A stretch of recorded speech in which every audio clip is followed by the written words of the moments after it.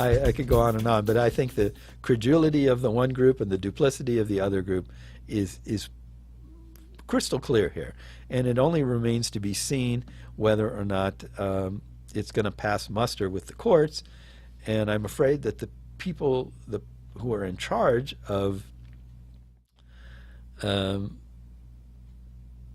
enforcing the law are unfortunately also on the side of the people that are writing the law right now, and that's where you're going to get into some big problems. So, okay, that's one example. Second example that I have here is what you can do when you have power and you believe things that aren't true.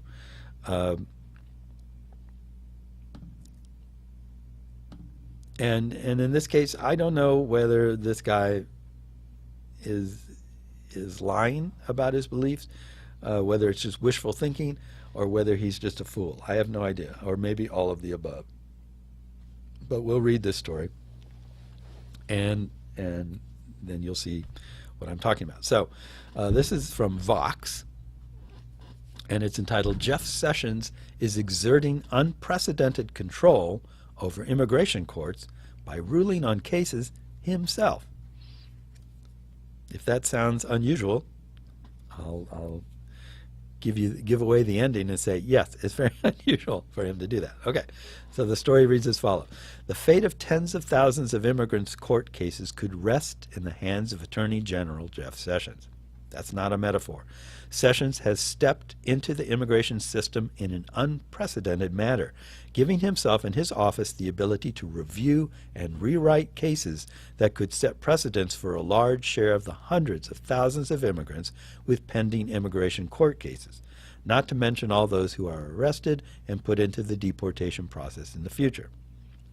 He's doing this by taking cases from the Board of Immigration Appeals, the Justice Department agency that serves as a quasi-appellate body for immigration court cases, and referring them to himself to issue a decision instead. Sessions isn't giving lawyers much information about what he's planning, but he's set himself up, if he wants, to make it radically harder for immigration judges to push cases off their docket to be resolved elsewhere or paused indefinitely, and to close the best opportunities that tens of thousands of asylum seekers, including most Central Americans, have to stay in the United States. And he might be gearing up to extend his involvement even further by giving himself the authority to review a much bigger swath of rulings issued in the immigration court system. The Attorney General has the power to set immigration precedents, but Attorney Generals rarely used that power until now. Most immigrants who are apprehended in the U.S. without papers have a right to a hearing in immigration court to determine whether they can be deported and whether they qualify for some form of legal status or other relief from deportation. The same process exists for people who are caught crossing into the U.S. but who claim to be eligible for some sort of relief, like asylum, and pass an initial screening. In both cases, only after the judge issues a final order of removal can the immigrant be deported. Immigration courts aren't part of the judicial branch. They're under the authority of the Department of Justice. Their judges are supposed to have some degree of independence, and some judges are certainly harsher on immigrants and asylum seekers than others. But their decisions are guided by precedent from the Board of Immigration Appeals, which is basically the appellate court of the immigration system, and which also answers to the DOJ and the Attorney General. If the Attorney General doesn't like that precedent, he has the power to change it by referring a case to himself after the Board of Immigration Appeals has reviewed it, issuing a new ruling, and telling the immigration courts to abide by the precedent that ruling sets in the future. Attorneys General rarely ever use that power. Sessions has used it 3 times since the beginning of 2018. All 3 cases are still under review. I can't remember this many decisions being certified in the past 5 to 10 years, says Kate Voigt of the American Immigration Lawyers Association. In theory, Sessions' office is supposed to make its decisions based on amicus briefs from outside parties, as well as the immigrants' lawyers and the Immigration and Customs Enforcement prosecutor.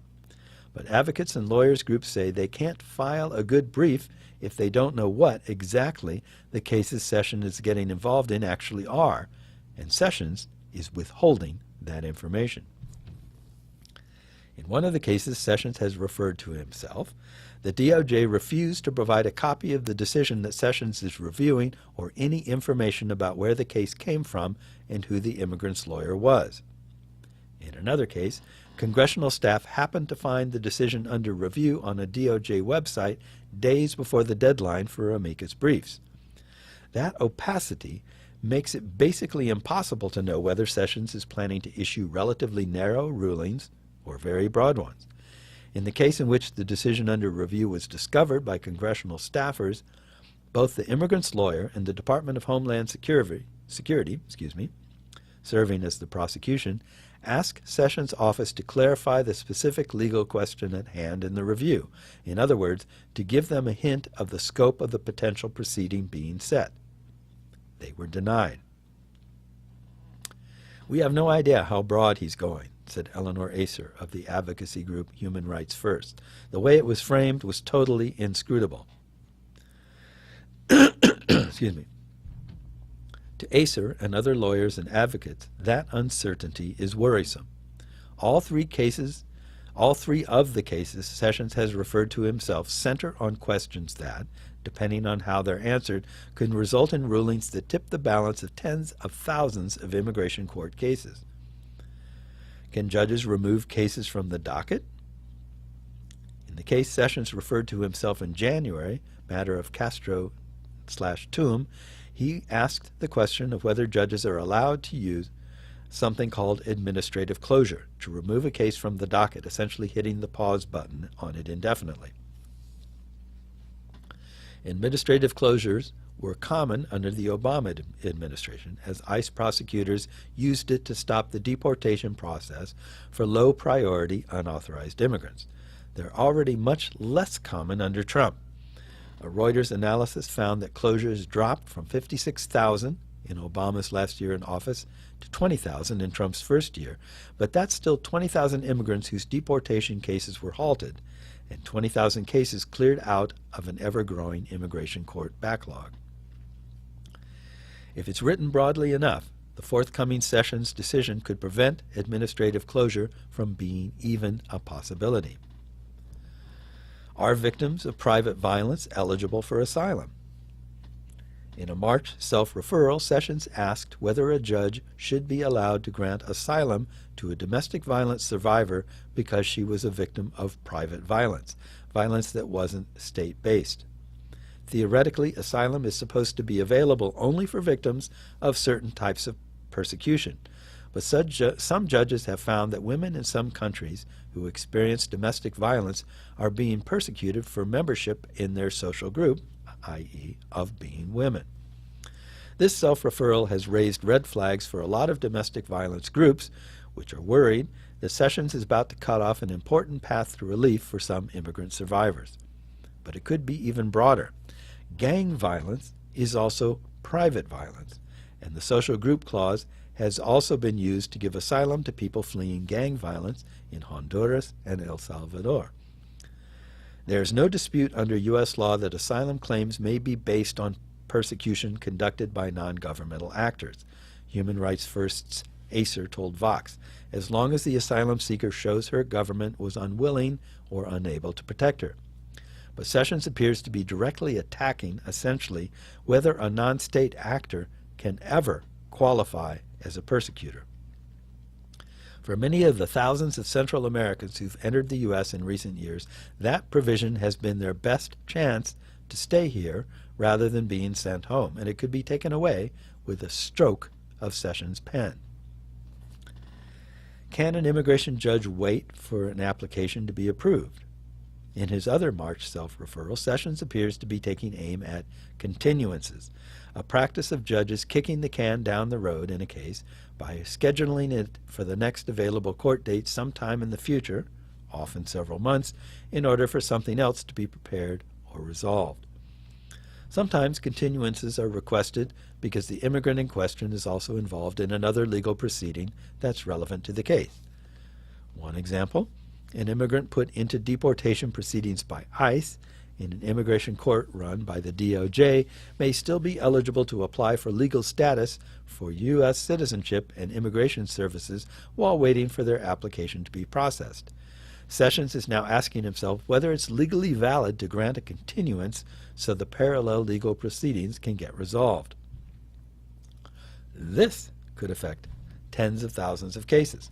A 2012 DOJ Office of the Inspector General report found that more than half of cases examined involving continuances, and 1/4 of all continuances involved requests from the immigrant to delay a case while an application was filed or processed or a background check was completed. Excuse me. At the end of April, lawyers concerned that Sessions is gearing up to issue a broad ruling in this case were amplified when a DOJ notification in the case mentioned 2 other immigrants whose cases were being combined with this one, indicating to some lawyers that the facts in the original case didn't lend themselves to the ruling Sessions had already decided to give. Furthermore, lawyers and advocates worry that Sessions is gearing up to restrict continuances in other circumstances, like allowing immigrants time to find a lawyer or prepare a case. Sessions' meddling might not make courts more efficient, but it will make them more brutal. Sessions and the Trump administration claim they're trying to restore efficiency to a backlogged court system that poses the biggest obstacle to the large-scale, swift deportation of border-crossing families and to unauthorized immigrants living in the U.S. But lawyers are convinced that Sessions' diktats, if they're as broad as feared, would just gum up the works further. If the Attorney General were seriously concerned about the backlog, as opposed to a desire for quick deportations, he would be focusing on transferring as many cases away from immigration judges as possible, Attorney Jeremy McKinney told Vox. Not forcing them to keep cases on their docket that they would rather close or that could be rendered moot by other decisions. It's not smart docket control. And Sessions isn't simply planning to issue these rulings and walk away. His office is planning to give itself even wider power over the immigration court system. A notice published as part of the department's spring 2018 regulatory agenda says, quote, "The Department of Justice proposes to change the circumstances in which the Attorney General may refer cases to himself for review. Such case types will include those pending before the Board of Immigration Appeals, but not yet decided, and certain immigration judge decisions regardless of whether those decisions have been appealed to the BIA." In other words, even when a DOJ judge makes a ruling in an immigrant's favor and ICE prosecutors don't try to appeal the ruling, the Attorney General's office could sweep in and overrule the judge. Sessions' decrees would probably result in more immigration judge decisions getting appealed to the Board of Immigration Appeals, further gumming up the works, as judges try to interpret precedents Sessions has set and from there to federal courts of appeals. Many federal judges aren't keen on the immigration court system, especially when its appeals gum up their own dockets, and they might step back in to push back against Sessions' changes. In the meantime, though, immigration judges will have fewer ways to move cases off their docket and fewer avenues for asylum seekers to qualify for relief, as they're simultaneously facing serious pressure to make quick decisions in as many cases as possible. The more pressure is put on immigration judges from above, and the more Sessions moves to block their safety valves, the less likely they are to give immigrants a chance to fully make their cases before they bang the gavel on their deportations. So, there's a lot of technicalities in here that are hard to follow for those of us who are not conversant in the processes. But what does stand out in this story is that a single person, Jeff Sessions, is manipulating the system in order to remove a lot of the democratic processes that are in place, courts, judges, juries, etc., and simply find a way to make his desires, to put his stamp on everything, and to make what his desired outcome come true, regardless of what people who are working on the cases, who are involved in the cases, who know the people involved, and who are dealing with it, think about it. So this is basically an unprecedented power grab by this person who wants to put his stamp and impose his desired outcomes on a system that is set up as a system in order to make it possible for things to be examined on an individual basis.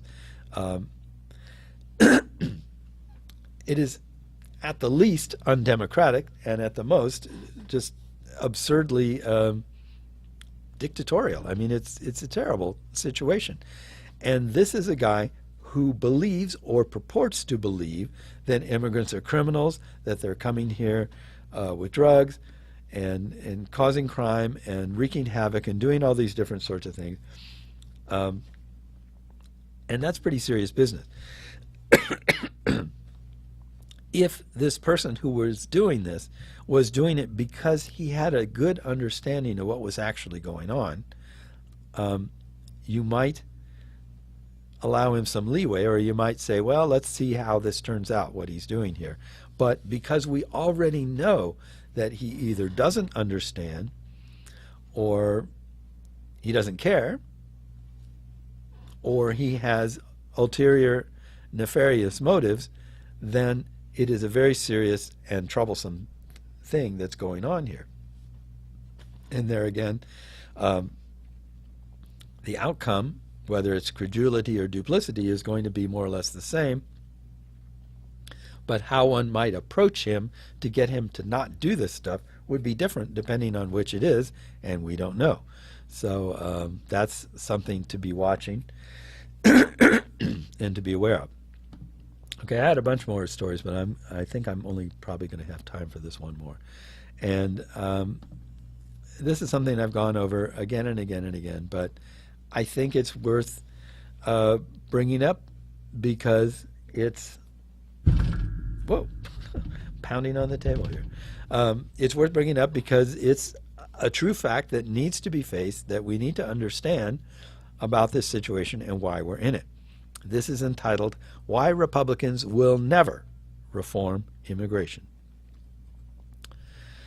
The Republican Party is never going to reform immigration, and it isn't just because of Donald Trump. The party's other leaders have decided that immigration is something you can talk about, use as an electoral wedge issue, or bang your fist about, like I was just doing. But there will be no attempt to actually make policy on it, at least not anything that resembles the reform we've been promised for years.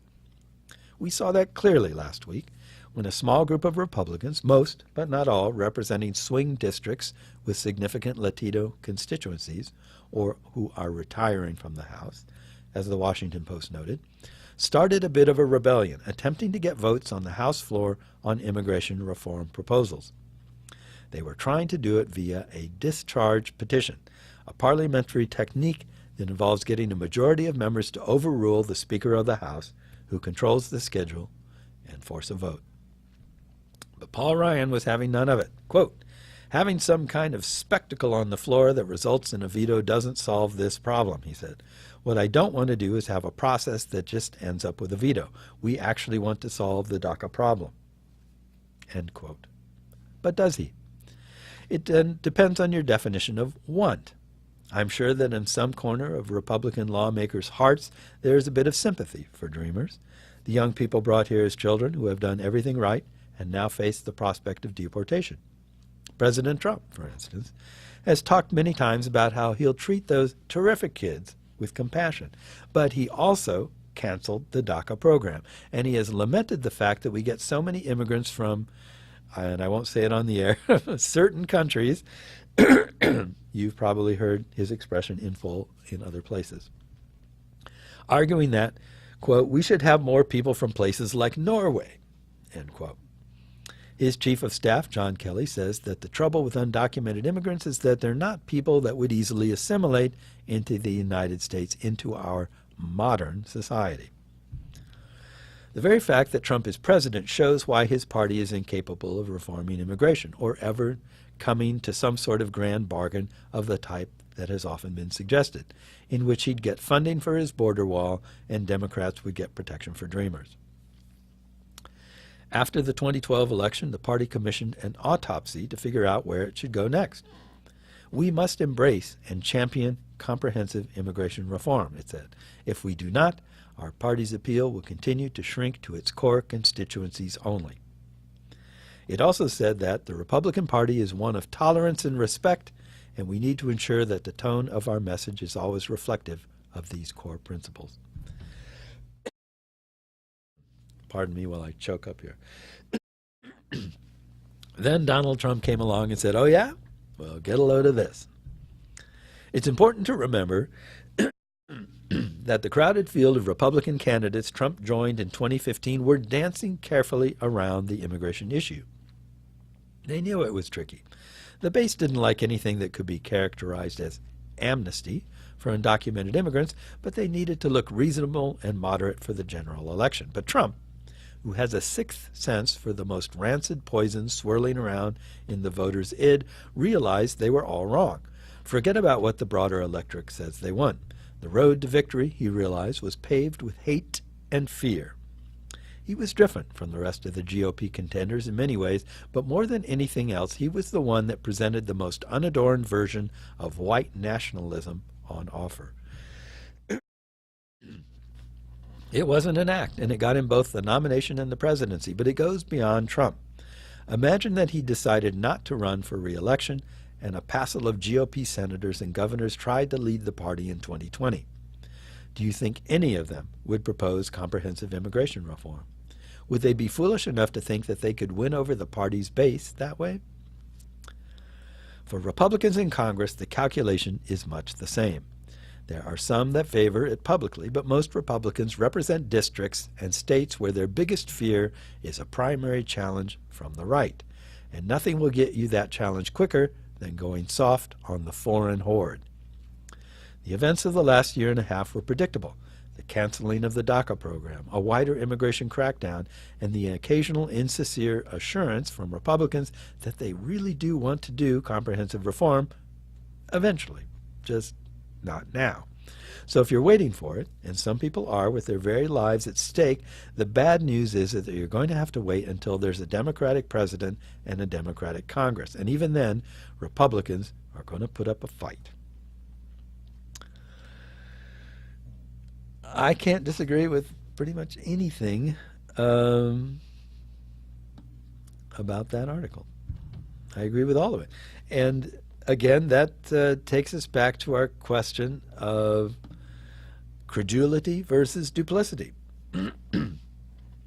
I feel fairly safe in making the assumption that most, not all, but most of the politicians, most of the Republicans in power at this time know better about immigration and immigrants than the policies they are voting for and supporting, or not bothering to vote for, not allowing to come to a vote, would suggest.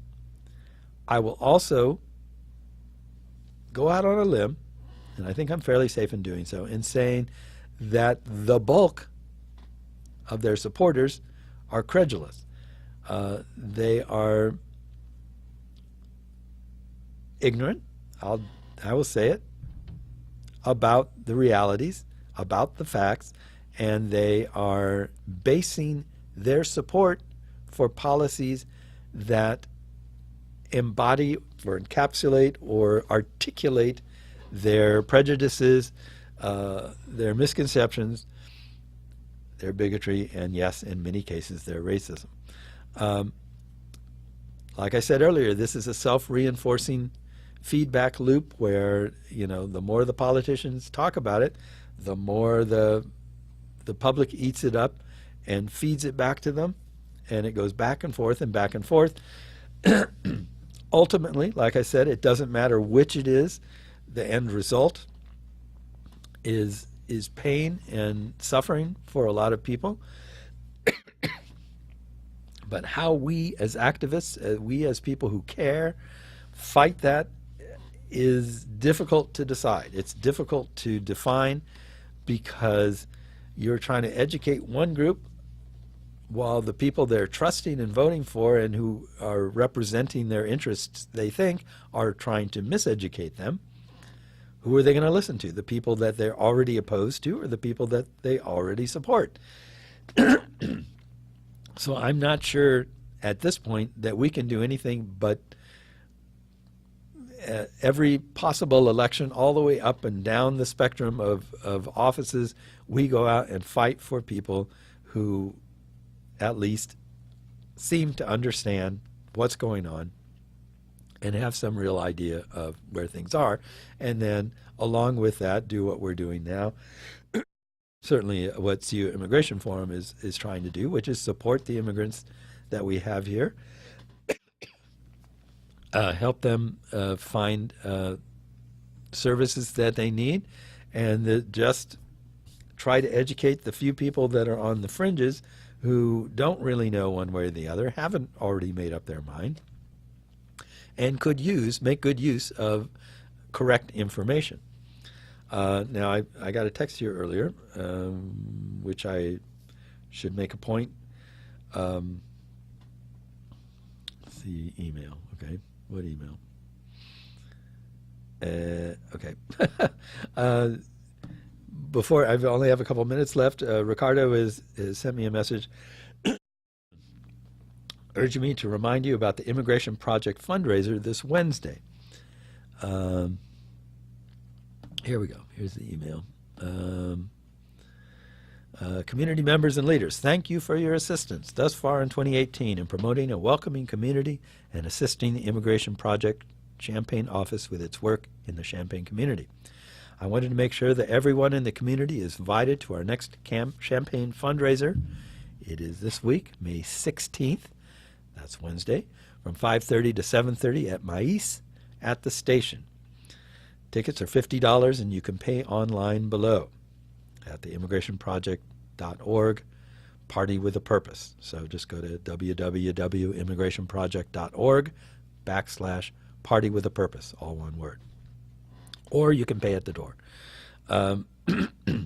So for those who don't know, the station, the old train station downtown, which is just off of University Avenue, right next to the train tracks, across the street from the new transportation station, that's the station.